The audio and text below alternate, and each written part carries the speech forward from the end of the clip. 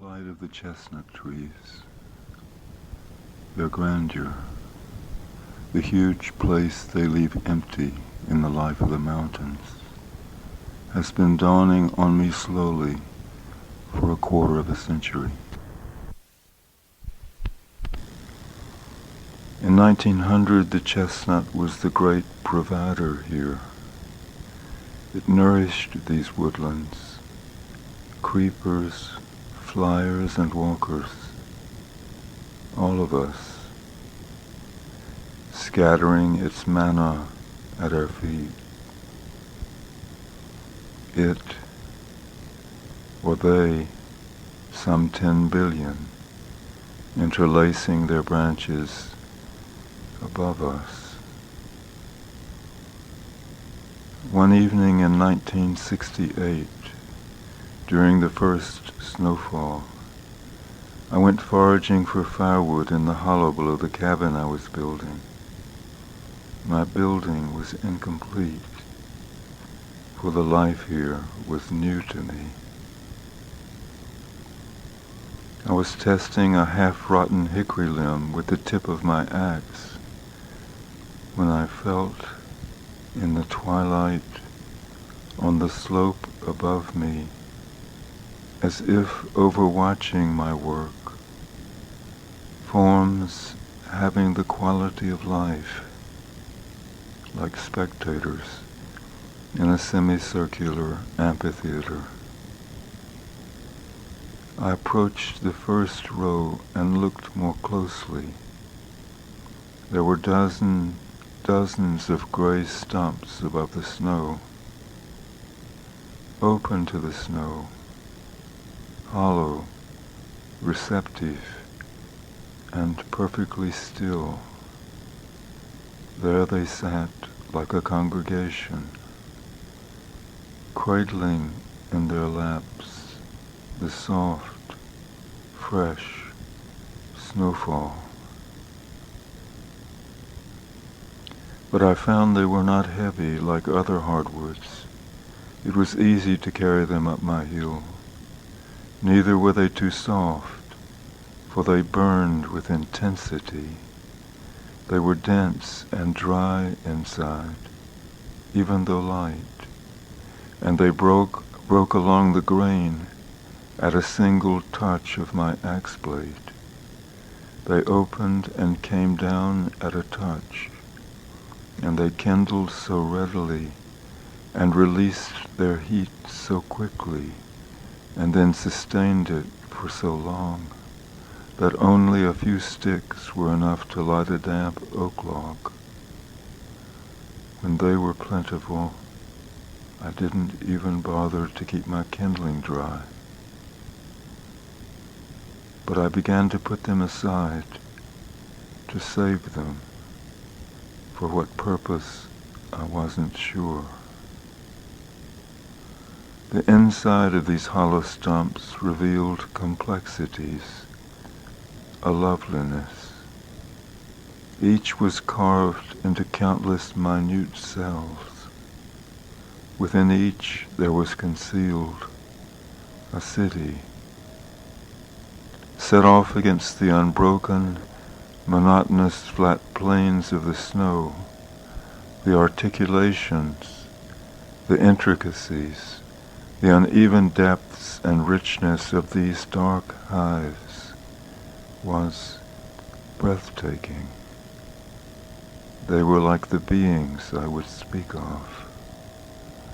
My friend, Hewley Breedlove, who is one of these, and 87, tells me of times when, as a child, roaming the woods with his brother, swinging on saplings, they live all day on chestnut sprouts, tiny trees already rooted, reaching up with both leaves as if for their hands.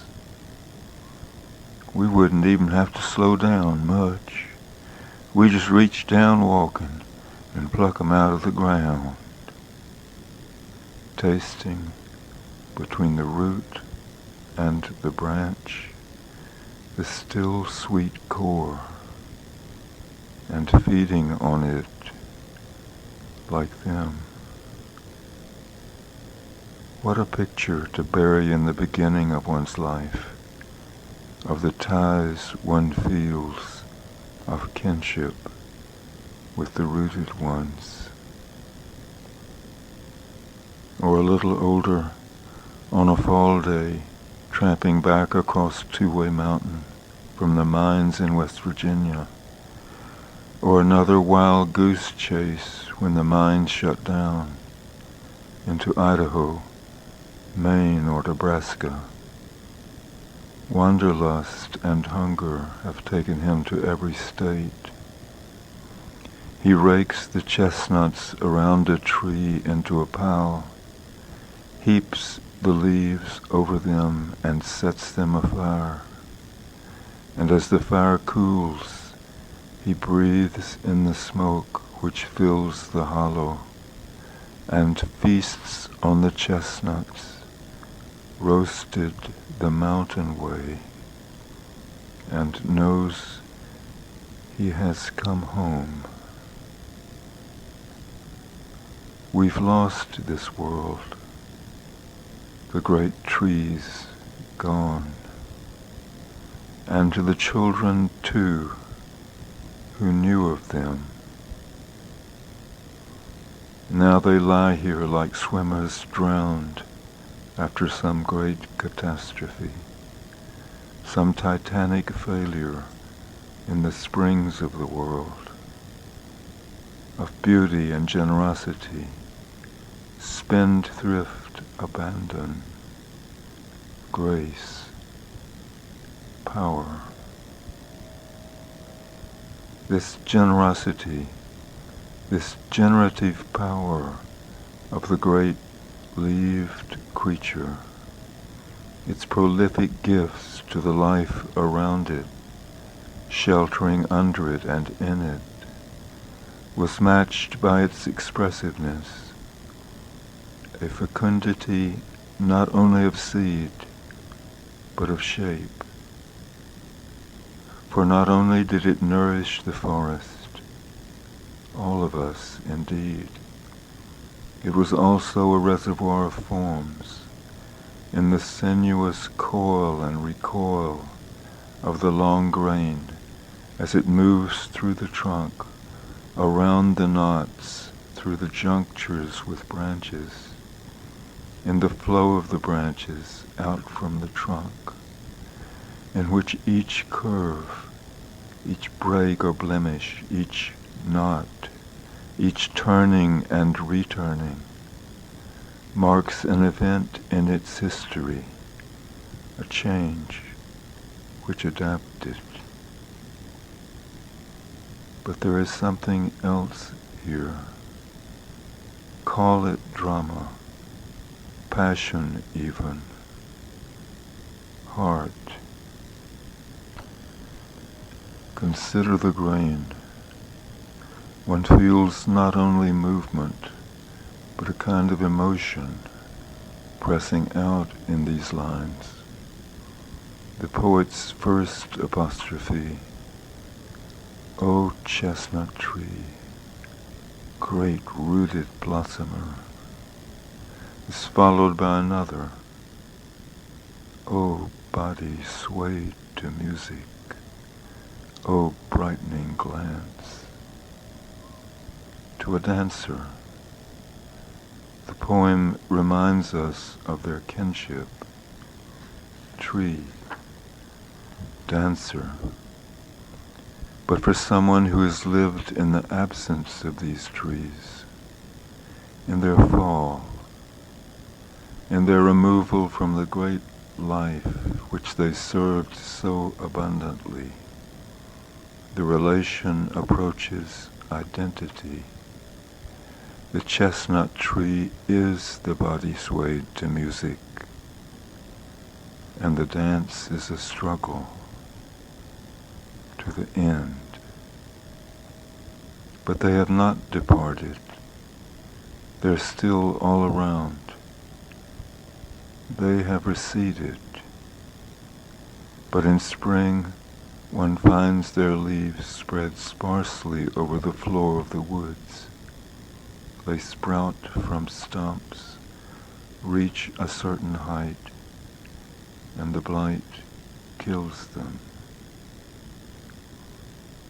Someone once told me that mutations are possible from the stump, not only from seed, that the trees do not have to produce chestnuts in order to transform themselves genetically, to disarm their destroyers. One young tree flourished within sight of my cabin for several years, from 1975 on. I followed its progress with increasing hope. When it began to have trouble in the mid-'80s, I cut the rot away at the base of the tree and painted the trunk.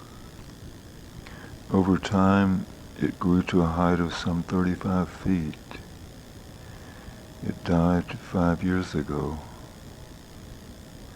The trunk is still standing near the edge of the path in the pine grove between my cabin and the top of the hill. And beneath it, the struggle goes on. There was this slowly forming awareness through all my years here of something I cannot see but have come to feel. Beneath vision, beneath awareness, in the interior of the mountain, there is this reservoir of life force, or of the refusal to die, to submit, subside, to be submerged, of heart. Slowly they have emerged unseen in my awareness, these huge root systems, centuries old, remnants of the mighty forest of their kind, fallen for nearly a century, down but not yet out, still vital, massive, unrelenting, ceaseless in their struggle to re-emerge and to connect, to yoke the energies of earth with those in the light. Though the forces are everywhere that bear them down, this is all I know of the sacred. The great ones have gone underground. The remaining root systems must be contracting, suffering shock each time the streams of sap are cut off. Will there be time enough then for them? For all of them together in the laboratories of the roots, in the links of these old frayed mountain chains of Poconos, Green Mountains, Adirondacks, Alleghenies, Blue Ridge, Smokies, to find a way out of this.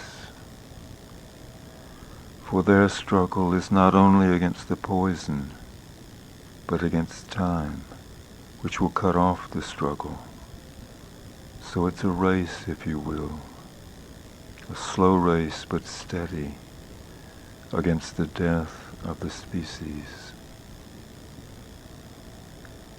And theirs reminds me of mine. No wonder these shapes feel so familiar, that they can represent so much for someone who lives among their wreckage, and at once among the low fountains of their green spray, which rise spring after spring, wherever one falls.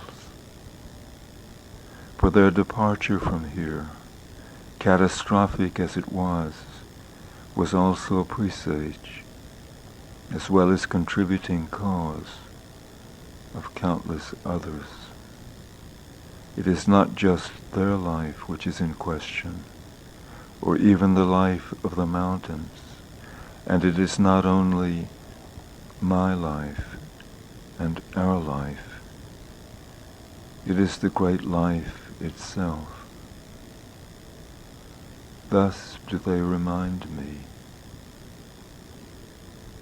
Slowly my thoughts about them have become folded into other preoccupations, other dawning awarenesses.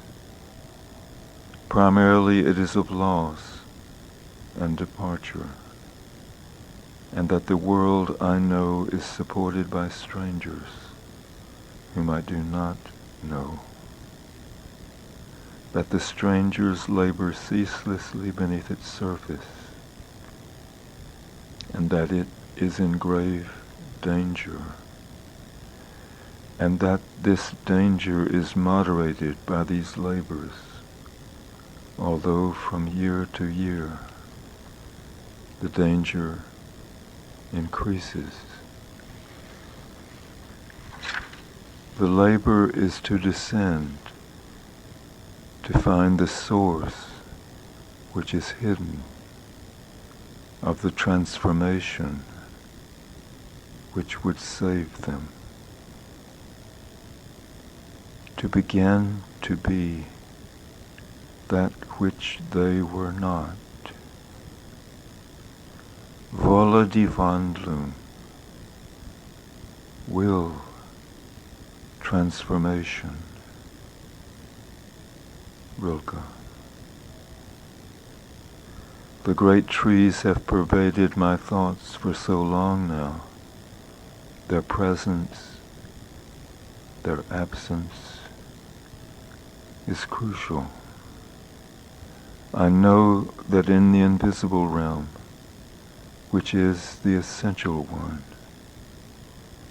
their labors have flowed into my own. It is our secret fund, this treasury of generosity, abandon, grace, shapeliness, information, staying power, and valor. To honor them, I made a garden west of my cabin. I imagine it as a kind of camp meeting, or first parliament of the creatures, praising and mourning the world. What has happened, they say? What is to be done? No one has an answer, yet they labor on.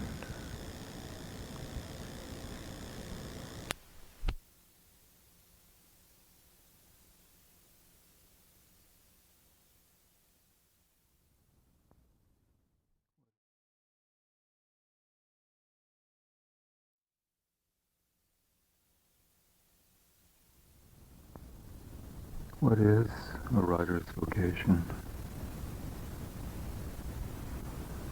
To Marlia, who asked, fresh in my modest novel, immured and chaste, I began to live in a huge, sprawling, raw city, which was called, by a writer I adored, the hard, flat, incurable sore of Birmingham. In my vacant room, on a ridge above that city, in fall, I listened to the locomotives working in the freight yards downtown, in the heart or belly of my hungry city. evacuating, losing its breakfast of commuters, snaking long streams of headlights in defile, in fealty up to the feet of the god of steel, then down into the leafy shadows of Homewood. The cries of trains echoed on my ridge, and the low one opposite, across the bare, abraded flats, and the whole city was resonant in its desertion, with these low, mournful, monotonous, melodious cries, close to the floor of silence and descending into it in the deserted hours. Then I heard running feet, child's bare feet on dry clinkers, a scream, a slap, a song, a screen door closing, a sudden wail. In the alleys between the blocks nearby, between the back porches of the white people, mingling with these longer cries, dreadful, sorrowful, and beautiful, freighted with echoes. Sometimes they'd wake me up, and I'd be drawn into them. Strange as it seems now, I'd go down into the city in the middle of the night and run all through it, through every section, rich and poor, white and black, over cement and gravel, lawn and dirt, through rolling parks between the sections, buffer zones strewn with rubble, to the evil shacks and byrons across the railroads, from the Sears receiving dock where I worked by day. Each night I ran farther. It was my early life. I thought of my run as I thought of music, as I thought of the locomotives, as a thread between zones invisible, spun of the work and life, and the longer continuities outside us, yet moving within. And as I entered it, the city entered me, and into my poor novel, and enriched us both immeasurably, though finally not enough to save my story or keep me there. But it did more than that. It left me a precedent image, a standard for want and fear, as well as fulfillment, which I could never put into words or even approach with them, but whose energies have never ceased to supply me, perhaps for that reason, that I could never get it out, never separate it from my motive powers, never utter it.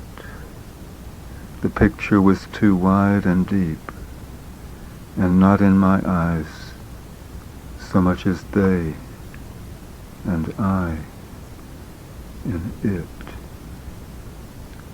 At night, from the bluffs under Vulcan, I pondered the brilliant nebula on Aegis boil, spreading wide like a sterile gauze, a disinfected dressing, like camouflage, over that hard flat sore that would not heal, and felt through the train's cries the terrors lapping toward me, under 1,000 rooms floating derelict upon them, like houseboats bobbing abandoned in the libido dominandi and its poisonous effluvia dispersed in the wide air.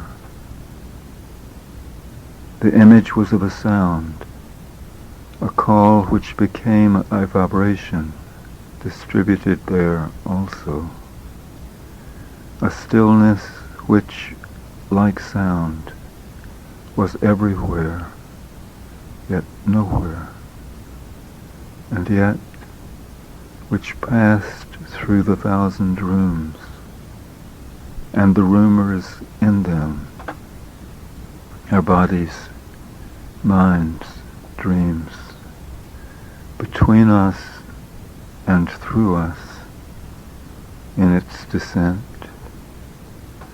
inseparable from the beat of my heart, from the pulse of my wrist on the windowsill. It was here I began to work, Marlia. I'm bound to this beginning, bound to remember this and the others before it, in the rhythm under memory, inaudible. I'm bound to evoke for you now that early call.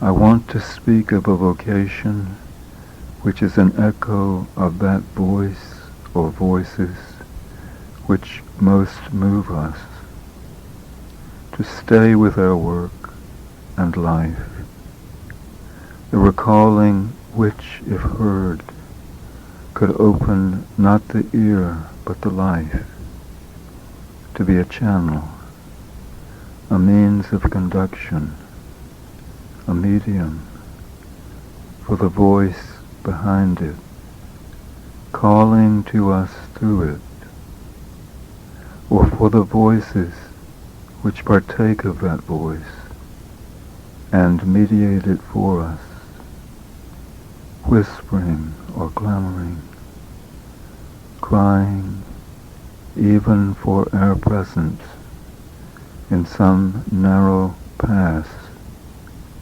for help, the pressure of a hand or word on some treacherous cliff's edge. Wherever it was conceived, my work was born in that place, and even now as I work, as I write to you, here, in this hollow manhole oubliette, in my cup of mountains, with such dregs as these, the source image which collects my thoughts under the memory I relate to you and reach out with toward you, is of a wide floor and of voices which become inaudible as they descend and yet remain, buried yet still in us, without an end. So I must think of the writing as a means of conduction, of extending the channels we listen through outside our chambered lives into the life, and the voices engraved on that wide floor under all the rooms. We are so narrowly bounded in what we can do. From every warm door, society beckons. History allures us. Study supplies us with certain stores, We furnish our expeditions within the pale, but it is without the vital work is done, and in the going out. We are all strangers when we go without. Now when our strangers trespass, they carry what they can. But when it's exhausted or jettisoned, when they can heave it no farther up the slope they're on, they begin to feed on those trains which they trace underway, whose ties they endure, whose tracks they lay down again on their way into the desert. When the first call is heard in the calling, pursued, heard in the life only, repeated, prolonged, sought for, in the path of its resonance.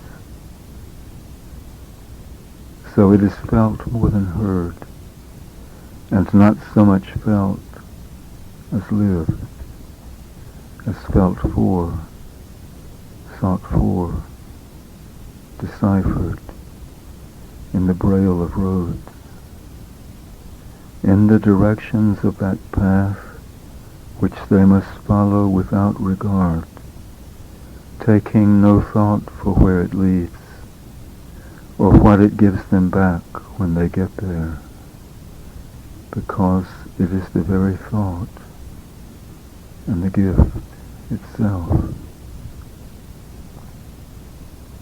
For the strangers, the vocation is only an echo, prolonged, a recalling of that first call, listened for and heard minutely, in the most secret place, devoid of other voices, in the core of the life as it passes, and obeyed, hearkened to.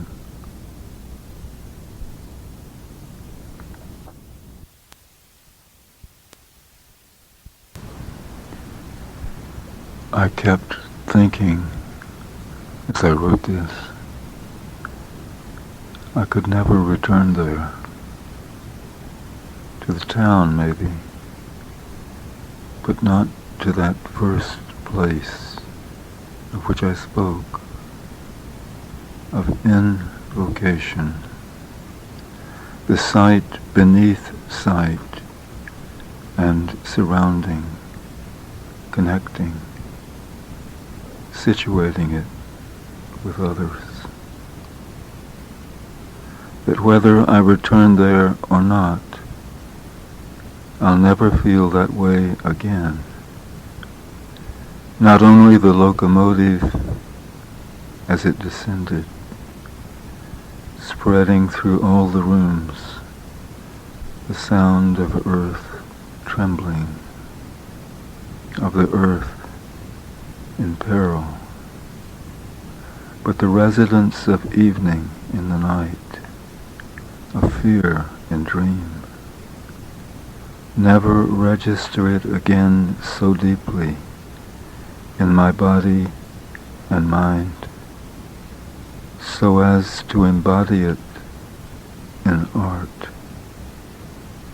so as to even try to live it out, to dream it out from my own beginning, since I have only one. It came to me then, as I wrote you, that my only way of return to the life there was through the work here, of speaking out of what I've known, of listening to it, and of sounding and resounding what I cannot know or live alone. or have forgotten, of prolonging my attention to the echoes, the residual rhythms and tonalities which descend beneath my thresholds of hearing or of speech into the basis of speech, which is the memory of earth, damaged, endangered, trembling beneath the world we've made.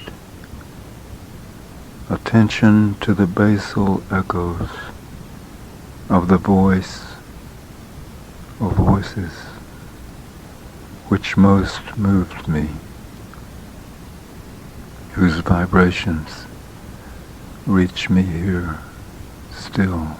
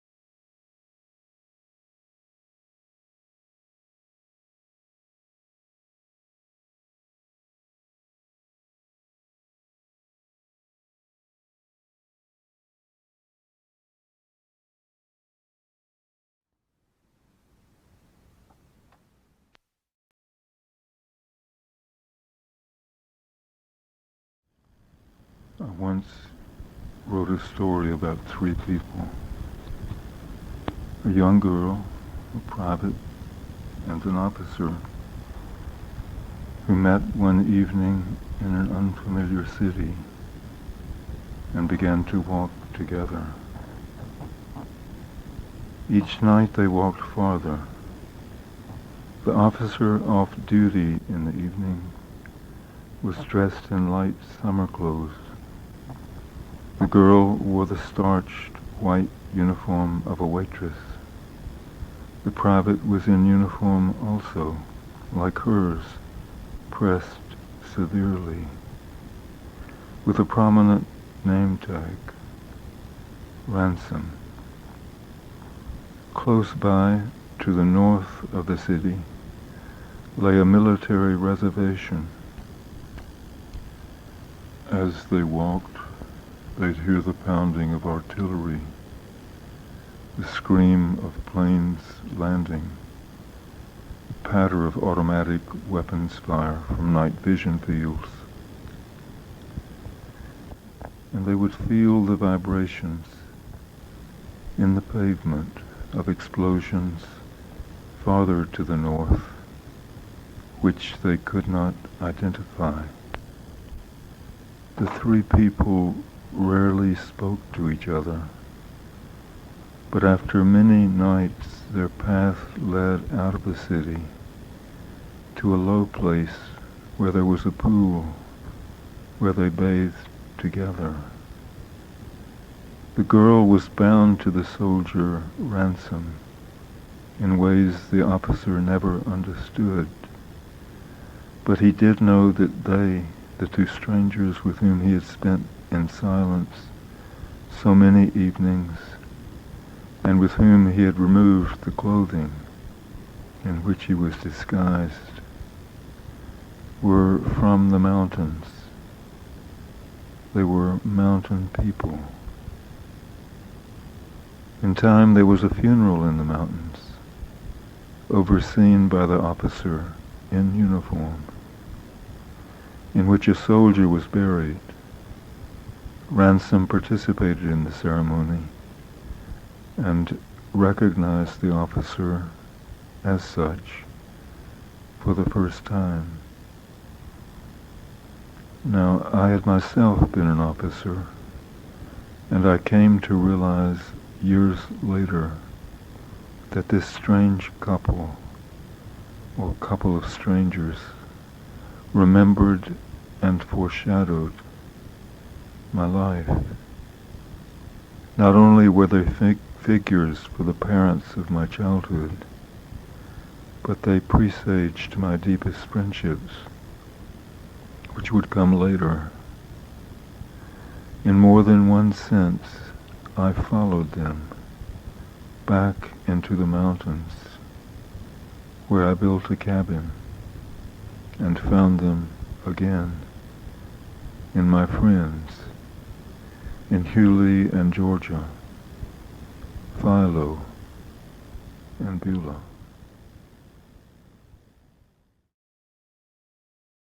A long time ago, before my mountain time, traveling, I would have dreams which would contain colors which would develop as in a dark room. And the longer they steeped there, the greater the saturation, until the beauty or the fear would wake me. Often the colors would be of catastrophe. The dream would be cut off before the end. Later, years later, I began to dream in words, and the words would wake me for the same reason. There was the same sense of passing over, of transgressing a threshold, beyond which the meaning or the beauty or both would become unbearable, as in a nightmare from which you must wake at the moment of death, the moment of crossing over into the place where you can go no farther. Slowly through years, I learned to remember. I'd write the phrase down as soon as it woke me, and, without thinking about it, fall asleep again. Later I'd wake again, write down another phrase, and so on. But without being conscious of any connection between the phrases. In the morning, on my bedside table, there'd be a couple of sheets, maybe 3 or 4, covered with sparse scrawl. Sometimes I couldn't read them. Sometimes the words would mean nothing, evoke no memory. Even if I could read them, they'd feel foreign, sent like a cablegram from across the ocean. Then I'd go to my desk and begin to type, to tap my sounds, the ones I could read. Most strange to me, most inexplicable, was the connection between the phrases, separated by long intervals of sleep. Strange, too, the rich meanings which a single word could radiate, like sunrise through the opalescent mist, divided by the tall oaks in the ravine below my cabin at dawn. The dream words taught me this, that the connection between the phrases, separated by the dark interval of sleep, may involve more than one of the radii in that radiance of sense, as points of departure for the transition, the leap of sleep and of the sleeper through the dark. The basic unit, the given, presented by the dream, was no longer the single word, but these manifold, many-directioned, melodic phrases, which were the gifts of sleep. They were also its products, sleep put to work, because years of preparation lay behind this work of finding the lower level, the caves beneath the garden, the S-bahns beneath the Stadtmitte, the hollow beneath the mountain rim at dawn. But I still compose like this. I work these seed phrases, these givens, into my rougher, less gifted ones, and then purge and amplify, building slowly. The first given melodic phrases are indivisible.